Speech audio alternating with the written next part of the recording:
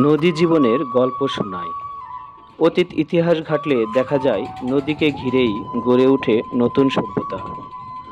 নদীকে ঘিরে বেড়ে ওঠা জীবনের বৈচিত্র্য নজর কাড়ে সবারই।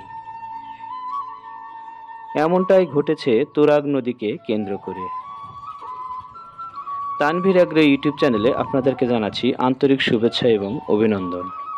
আশা করি সবাই ভালো আছেন। আজকে আপনাদের দেখাবো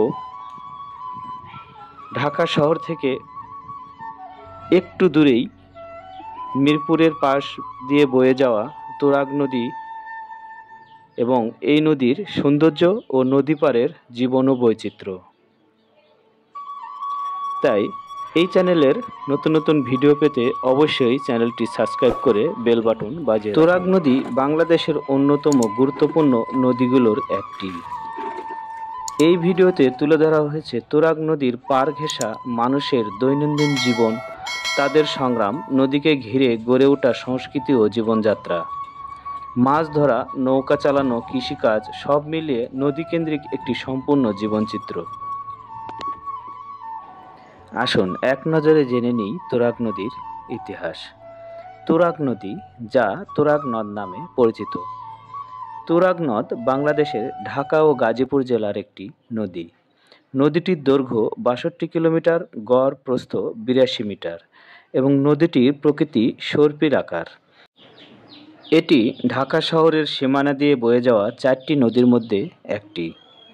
এই নদীর গভীরতা ১৩.৫ মিটার। নদী অববাহিকার আয়তন ১,০২১ বর্গ কিলোমিটার। সারা বছরই এ নদীর প্রবাহ থাকে। জানুয়ারি থেকে মার্চ মাস পর্যন্ত পানি প্রবাহ কম থাকে।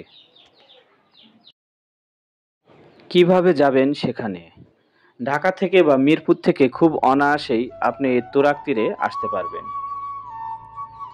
মিরপুর থেকে বাস, লেগুনা বা অটো দিয়ে প্রথমে বিরুলিয়া ব্রিজে আসতে হবে। বিরুলিয়া ব্রিজ থেকে একটু পশ্চিমে ছোট একটি ব্রিজ দেখতে পাবেন, যেই ব্রিজ দিয়ে একটি রাস্তা চলে গেছে খেয়াঘাট বরাবর। নদীর মনোরম প্রাকৃতিক সৌন্দর্য বিরাজ করছে এই খেয়াঘাটে। খেয়াঘাট মূলত তুরাগ নদীর তীরে অবস্থিত একটি ঘাট। এটি শুধু খেয়াঘাটই নয়, এখানে একটি হাটও বসে, যেটি শুক্রবার ভোর থেকে 10টার মধ্যে হাটটি শেষ হয়ে যায়। এখানে বড় একটি বট গাছ দেখতে পাবেন এবং এই নদীর ধারটি শান বাঁধানো ঘাট এবং বসার ব্যবস্থা রয়েছে। এই বট গাছের নিচেই হরেক রকমের খাবারের দোকান দেখতে পাবেন।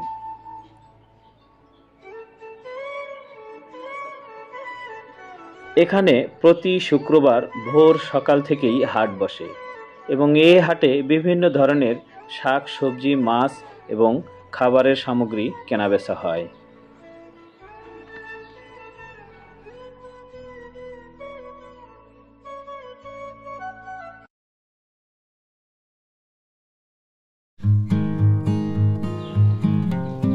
নদীর প্রাকৃতিক হাওয়া, মনোরম পরিবেশ ও প্রাকৃতিক সৌন্দর্য উপভোগ করতে হলে খেয়াঘাটে আসতে হবে। খেয়াঘাটের এই শান বাঁধানো ঘাটটি অপার সৌন্দর্য বিরাজ করছে। আপনি আপনার অবসর সময় ঘুরে আসতে পারেন বিরুলিয়ার এই খেয়াঘাট থেকে।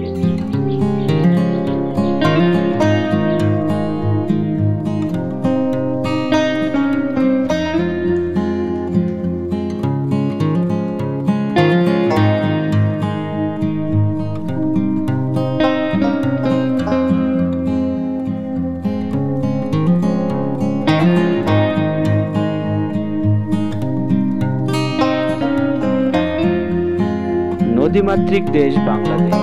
রক্তের শিরার মতো বহমান এই নদীগুলো এদেশের একটি গুরুত্বপূর্ণ প্রাকৃতিক সম্পদ।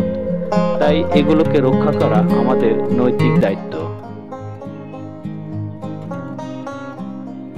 আপনার অবসর সময় কাটুক তুরাগ নদীর পাড়ে। এই প্রত্যাশায় আজকের মতো বিদায় নিচ্ছি। সবাই ভালো থাকবেন। আসসালামু আলাইকুম।